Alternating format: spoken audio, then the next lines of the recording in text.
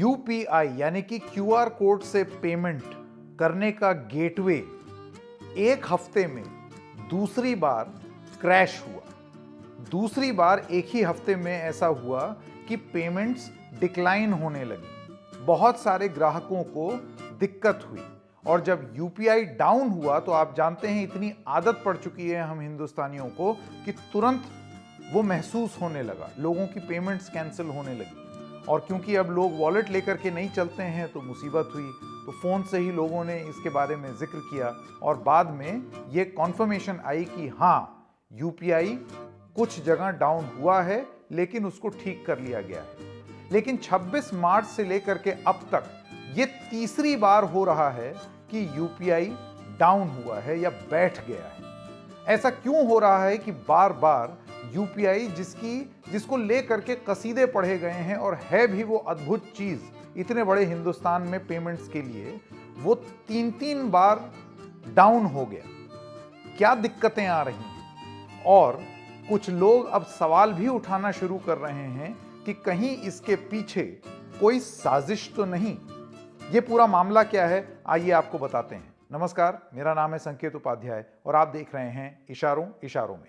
तो सबसे पहले आपको ये बता दें कि एक स्टेटमेंट आई है, यह national payments corporation of India यानी कि एनपीसीआई, उनका ट्वीट है आपके स्क्रीन पर जिसमें लिखा है, there were some intermittent declines in UPI due to fluctuations in the success rates in some banks.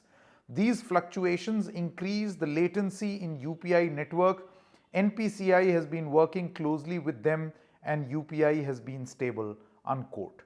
बहुत टेक्निकल जबान में ये बताना चाहा है एनपीसीआई वालों ने कि यूपीआई बैठ गया। मोटी मोटी बात यह है कि ट्रांजैक्शन डिक्लाइन हो रही हैं, फेल हो रही हैं, हालांकि हमने उसको सुधार लिया है। अब इसमें लेटेंसी, फ्लक्चुएशन और इस सब तरीके के अगर आप शब्द इस्तेमाल करेंगे तो ये आम आदमी को समझ में नहीं आएगा।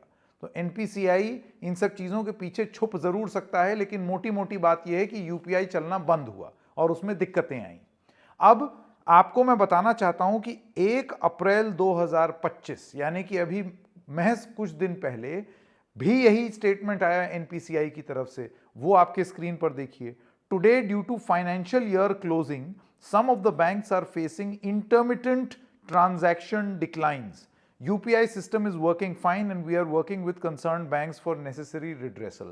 यानी कि उन्होंने बैंक के ऊपर मढ़ दिया। मोटी मोटी बात यहां पर भी क्या है कि किसी की भी फॉल्ट हो, लोगों के UPI ट्रांजैक्शन डिक्लाइन हो रहे थे। अब वो बैंक के लेवल पर हो, UPI के लेवल पर हो, किसी भी लेवल पर हो, मोटी बात यह है कि ये डिक्लाइन हुआ। 26 मार्च 2025 का ये स्टेटमेंट देखिए एनपीसीआई का। वो कहते हैं, NPCI faced intermittent technical issues owing to which UPI had partial decline. यानी कि जो सबसे बड़ा आउटेज हुआ था वो ये था 26 मार्च 2025, जिसमें पार्शियल डिक्लाइन मान रहा है NPCI. Some have been addressed now, same has been addressed now and system has stabilised. यानी कि अब स्थिति सामान्य हो गई है, हमने उस समस्या का समाधान ढूंढ लिया है। लेकिन जरा आप सोच के देखिए कि ऐसा क्या हो गया है कि दिल्ली वाले जो रहते थे पहले, उनको याद होगा कि पहले यहां पर दिल्ली में डेसू नाम की एक कंपनी हुआ करती थी, दिल्ली इलेक्ट्रिक सप्लाई अंडरटेकिंग। और डेसू वालों के साथ अक्सर ये होता था, उस समय तो ट्विटर वगैरह होता नहीं था, सन 90-80 की बात कर रहे हैं, जब ऐसे ही बोला जाता था कि तकनीकी खराबी के कारण ये हो रहा है, या दूरदर्शन का वो दौर जिसमें ये बोला जाता था कि रुकावट के लिए खेद है। ये आज के इस तकनीक के युग में, जब तकनीक में हम आगे बढ़ रहे हैं, ये दूरदर्शन और डेसू के जमाने में यूपीआई कैसे चला गया, और वो भी एकाएक। और यहीं से उठते हैं सवाल, और उस सवाल से जुड़े हुए कुछ लोगों के शक, और उसके पीछे की वजह क्या है।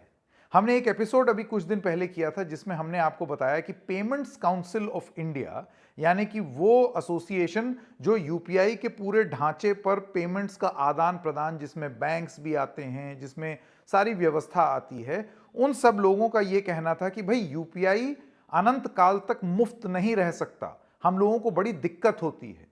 पेमेंट्स काउंसिल ऑफ इंडिया का ये मानना है, और उनसे जो एफिलिएटेड संस्थाएं हैं उनका ये मानना है कि इसके रख रखाव में सालाना और उसको सुधारने में, क्योंकि ग्राहक लगातार बढ़ते चले जा रहे हैं, 10,000 करोड़ रुपए का खर्चा आता है।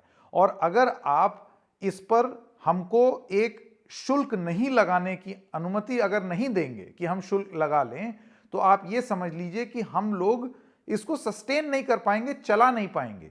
ये चिट्ठी पेमेंट्स काउंसिल ऑफ इंडिया ने सीधे प्राइम मिनिस्टर कार्यालय को लिख दी, पीएमओ को, और उस चिट्ठी के लिखने के बाद से ये आउटेजेस और ज्यादा बढ़ गए हैं। और यहीं पर वो शक है जो अब कुछ ग्राहकों ने उठाना शुरू कर दिया है, जैसे कि आप इन ट्वीट्स में अपने स्क्रीन पर देख रहे हैं, जिसमें लोग कह रहे हैं कि कहीं इस वजह से तो नहीं हो रहा है कि सरकार पर दबाव बनाया जाए कि अब इसमें सुविधा शुल्क लगने लगे। मैं आपको यह बता दूं कि एक चीज होती है जिसे कहते हैं एमडीआर, अगेन टेक्निकल भाषा है, आसान लफ्ज में आप कोई ट्रांजैक्शन करेंगे तो उस ट्रांजैक्शन पर कुछ प्रतिशत पैसा रख रखाव के लिए और फीस की तरह वो ली जाए। क्रेडिट कार्ड पर ये होती है, और भी अगर आप किसी तरीके की ट्रांजैक्शन करें उसमें भी होती है, एक सुविधा शुल्क लगता है। वैसी ही सुविधा शुल्क की बात अब पेमेंट्स काउंसिल ऑफ इंडिया कर रही है यूपीआई के लिए। उनका ये कहना है कि आप जो कम अमाउंट के लोग होते हैं, यानी कि जैसे अगर आपने 100 रुपए का या 10 रुपए का इस सब तरीके के ट्रांजैक्शन किए तो उस पर आप मत लगाइए, उस पर आप ट्रांजैक्शन फीस मत लगाइए। लेकिन जो लोग 20-20 हजार, 30-30 हजार, 50 हजार, 1 लाख रुपए ऐसे अमाउंट ट्रांसफर कर रहे हैं यूपीआई पर, वो जब इतनी भारी रकम ट्रांसफर कर रहे हैं तो वो तो ये सुविधा शुल्क दे सकते हैं। तो पेमेंट्स काउंसिल का ये प्रस्ताव था कि हर ऐसी बड़ी ट्रांजैक्शन पर 0.3% ये सुविधा शुल्क लग जाना चाहिए, ताकि हम उससे कुछ रिकवरी भी कर लें और ताकि फिर हम अपना रखरखाव भी कर लें आगे, क्योंकि लगातार लोग बढ़ते चले जा रहे हैं, तो अपना सिस्टम भी अच्छे से मजबूती से रख लें ताकि बार बार तकनीकी गड़बड़ियां भी ना आएं। ये सारी बातें उस समय उस चिट्ठी में बोली। अभी तक ये फीस नहीं लगती है बड़ी ट्रांजैक्शंस पर इस देश में। सरकार इसके बारे में विचार कर ही रही थी कि इतने में अब ये 3 हाथ से हो चुके हैं। अब इसी को लेकर के कुछ लोगों का शक है कि कहीं ऐसा तो नहीं है कि जानबूझ करके यूपीआई को फेल कराया जा रहा है ताकि सरकार पर दबाव बनाया जा सके। अब ये तो जांच का विषय है, जब कोई जांच करेगा तभी जान पाएगा, लेकिन आप क्या ही जांच कर लेंगे और कैसे पता करेंगे कि कहां टेक्निकल गड़बड़ी हो रही है या कौन दबाव बना रहा है। मोटी मोटी बात यह है कि आज ग्राहकों को 3 बार 26 मार्च, 1 अप्रैल और आज की तारीख में यूपीआई में दिक्कत हुई। और अगर इस तरीके की दिक्कत लोगों को और होने लगेगी तो फिर जिस मकसद से यूपीआई आया था कि लोग कैश से हट करके डिजिटल पेमेंट करें, तो फिर वो क्या डिजिटल पेमेंट से वापस कैश पर नहीं उतर जाएंगे। और ऐसे में फिर आपके डिजिटल पेमेंट्स का ये जो पूरा मुहिम है, डिजिटल इंडिया की जो मुहिम है, वो कैसे पूरी हो पाएगी। ये तो वापस हम वक्त में पीछे ढकेल दिए जाएंगे। इन सब चीज़ों को लेकर के अब आगे क्या कार्रवाई होगी, क्या बातें होंगी, उसका इंतजार रहेगा। लेकिन मोटी मोटी बात यह है कि 26 जनवरी से अब तक 3 बार यूपीआई फेल हो चुका है। इसको जल्दी से अगर एड्रेस नहीं किया गया तो जिस यूपीआई को डिजिटल पेमेंट्स के सिर के ताज की तरह समझा जाता है इस देश में, और उसका पेनिट्रेशन वाकई काबिले तारीफ है, ये कोई छोटी मोटी उपलब्धि नहीं है। यूपीआई जैसा नेटवर्क हिंदुस्तान जैसे बड़े देश में डिजिटल लिटरेसी पैदा करते हुए क्यूआर कोड समेत उसको इस तरीके का एक इकोसिस्टम तैयार करना, क्या वो धीरे धीरे कमजोर पड़ना शुरू हो जाएगा? ये देखना बहुत जरूरी होगा कि सरकार का जवाब क्या आता है।